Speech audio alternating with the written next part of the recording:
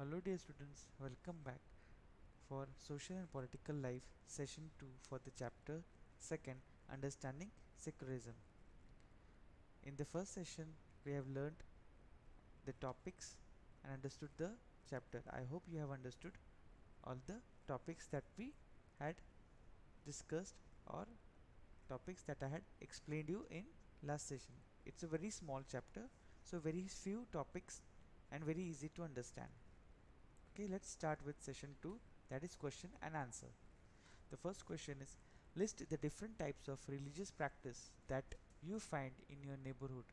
This would be different prayer from of prayers, worship or different gods, sacred sites, different kind of religious music and singing, etc. Does this indicate freedom of religious practice? Answer is, different types of religious practice: 1. Jagran, 2nd Kirtan, 3rd Namaz, 4th Mass, 5th Havan. Yes, this indicates freedom of religious practice. Second question is, will the government intervene if some religious groups say that their religion allows them to practice infanticides? Give a reason for your answer. The government will surely intervene if some religious group say that their religion allows them to practice infanticides.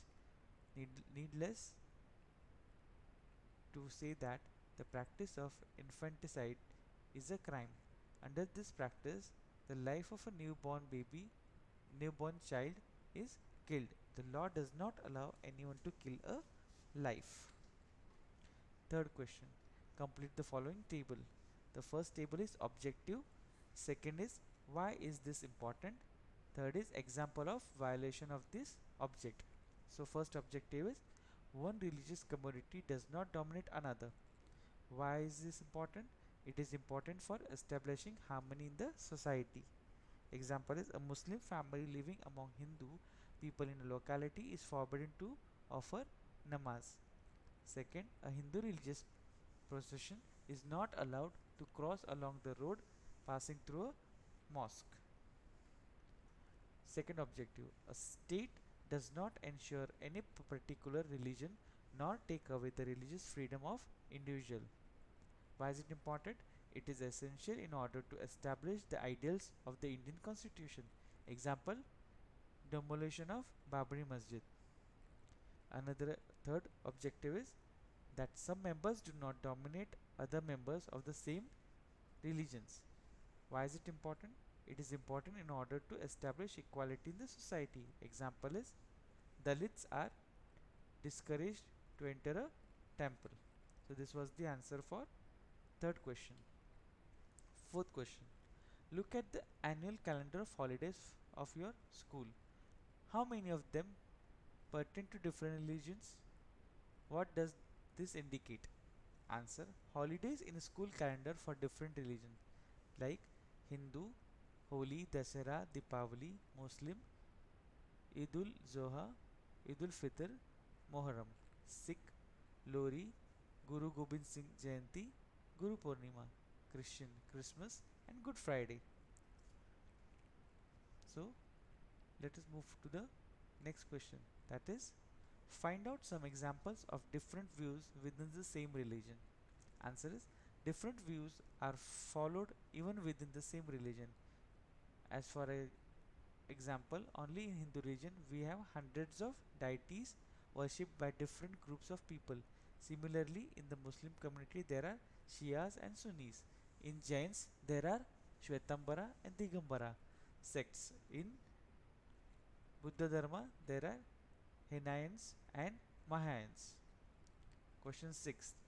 The Indian state both keeps away from religion as well as an intervenes of religion. This idea can be quite confusing. Discuss this once again in class using examples of the chapter as well as those that you might have come up with. So this is a sample example. As we are not discussing in the classroom, the answer would be, India is a land of complex ideas. It is difficult to understand what it really wants. There are many ideals in the constitution, but practice are quite different from them. In many cases, we see laws explain a concept in a different way, but people interpret it different. Law itself in some cases acts differently. As for example, in secular state, law has nothing to say in any of the practices of the religion. But when the dominance of upper caste in the religion are brought to questions, the law took favor to the lower castes. Their interference of the states creates confusion. So these 6 questions are for this chapter. I would again advise you to write this question and answers in your notebook.